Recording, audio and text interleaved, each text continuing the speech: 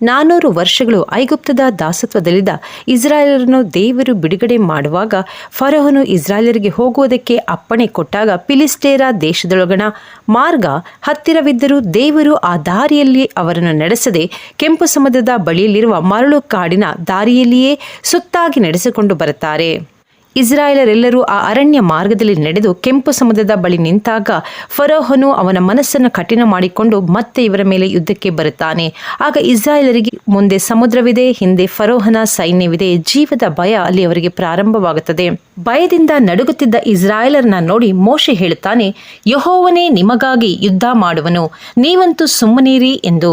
ಅನಂತರ ದೇವರೇ ಮೋಶೆಗೆ ಅಪ್ಪಣೆ ಕೊಡುತ್ತಾರೆ, ಸಮುದ್ರದ ಮೇಲೆ ನಿನ್ನ ಕೋಲನ್ನು ಚಾಚು ಎಂದು. ಆಗ ಸಮುದ್ರವು 2 ಭಾಗವಾಗಿ ನಿಲ್ಲುತ್ತದೆ. ಅದರೊಳಗಡೆಯಿಂದ ಇಸ್ರಾಯೇಲರು ಮುಂದಕ್ಕೆ ಹಾದು ಹೋಗುತ್ತಾರೆ. ಆದರೆ ಅವರ ಹಿಂದೆಯೇ ಐಗುಪ್ತರು ಬಂದರೂ ಸಹ ನೀರು ಅವರನ್ನು ಮುಳುಗಿಸಿ ಬಿಡುತ್ತದೆ. ಇದು ಅಲ್ಲಿ ನಡೆದಂತಹ ಘಟನೆ. ಈ ಘಟನೆ ವಿಮೋಚನಾ ಖಂಡದ 14ನೇ ಅಧ್ಯಾಯದಲ್ಲಿ ಬರೆಯುವಾಗ ಸರಳವಾಗಿ ವಿವರಿಸಿದ್ದಾರೆ. ಅದೇ ಘಟನೆಯನ್ನ 77ನೇ ಕೀರ್ತನೆಯಲ್ಲಿ ಕೀರ್ತನೆಗಾರನು ಬಹಳ ಅದ್ಭುತವಾಗಿ ಅದರ ವಿವರಣೆಯನ್ನು ಕೊಡುತ್ತಾನೆ, ಹೇಗೆ ಯುದ್ಧವಾಯಿತೆಂದು. ಕೀರ್ತನೆಗಾರ ಅಲ್ಲಿ 3 ರೀತಿಯ ಯುದ್ಧವಾಗಿರುವುದನ್ನು ಬರೆಯುತ್ತಾನೆ. ಮೊದಲನೇದಾಗಿ ಜಲಮಂಡಲದಲ್ಲಿ, ಆನಂತರ ಆಕಾಶದಲ್ಲಿ, ಆನಂತರ ಭೂಮಿಯಲ್ಲಿ. ಹೀಗೆ 3 ವಿಧವಾದ ಯುದ್ಧ ಅಲ್ಲಿ ನಡೆದಿದೆ. ದೇವರೇ ಮನುಷ್ಯನಿಗಾಗಿ ನಿಂತು ಯುದ್ಧ ಮಾಡಿದನು, ಆದರೂ ಸಹ ಆತನ ಹೆಜ್ಜೆಯ ಗುರುತನ್ನು ಕಾಣದೇ ಇರುವಂಥದ್ದನ್ನು ಅದ್ಭುತವಾಗಿ ಹೇಳಿದ್ದಾನೆ. ನೀವು ನಾನು ಈ ಘಟನೆಗಳನ್ನು ಓದುವಾಗ ದೇವರು ಸಮುದ್ರವನ್ನು ಇಬ್ಬಾಗ ಮಾಡಿದರೋ ಜನ ಹೋದರು ಎಂದು ಸರಳವಾಗಿ ಓದಿಬಿಡುತ್ತೇವೆ. ಆದರೆ ಅದು ಅಷ್ಟು ಸರಳವಾಗಿ ಇಲ್ಲ. ವಿಮೋಚನಾ ಖಂಡದ 14ನೇ ಅಧ್ಯಾಯದ 19ನೇ ವಚನ ಹಾಗೂ 23ನೇ ಅಧ್ಯಾಯದ 20ನೇ ವಚನಗಳು ಅಲ್ಲಿ ದೇವರು ಅವರಿಗೋಸ್ಕರ ಒಬ್ಬ ದೇವದೂತನನ್ನು ಅವರ ಮುಂದೆಯಾಗಿ ಕಳಿಸುವುದನ್ನು ಮತ್ತು ಎಲ್ಲ ಸ್ಥಳಗಳಲ್ಲಿ ಅವರನ್ನು ಕಾಪಾಡುವುದಕ್ಕೆ ಆ ದೇವದೂತನು ನೇಮಿಸಲ್ಪಟ್ಟದ್ದನ್ನು ಮತ್ತು ದೇವರ ಮಹಿಮೆ ಆ ದೇವದೂತನ ಮೇಲೆ ಇರುವುದನ್ನು ನಾವು ಓದಬಹುದು.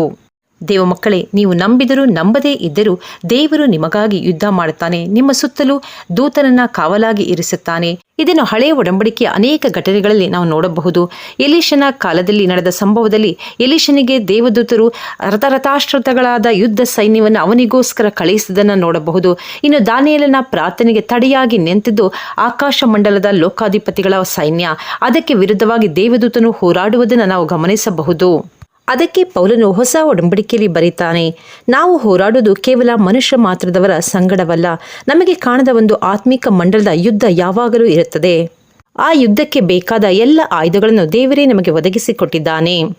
ದೇವರೇ ನಮ್ಮ ಕರ್ತನಾದ ಯೇಸು ಕ್ರಿಸ್ತನ ಮೂಲಕ ನಮಗೆ ಜಯವನ್ನು ಕೊಟ್ಟಿದ್ದಾನೆ, ಮುಂದೆಯೂ ಕೊಡುತ್ತಾನೆ. ಹಾಗಾಗಿ ಎಲ್ಲ ವಿಷಯಗಳಲ್ಲಿ ಎಚ್ಚರಿಕೆಯಾಗಿದ್ದು ಪ್ರಾರ್ಥಿಸಿರಿ.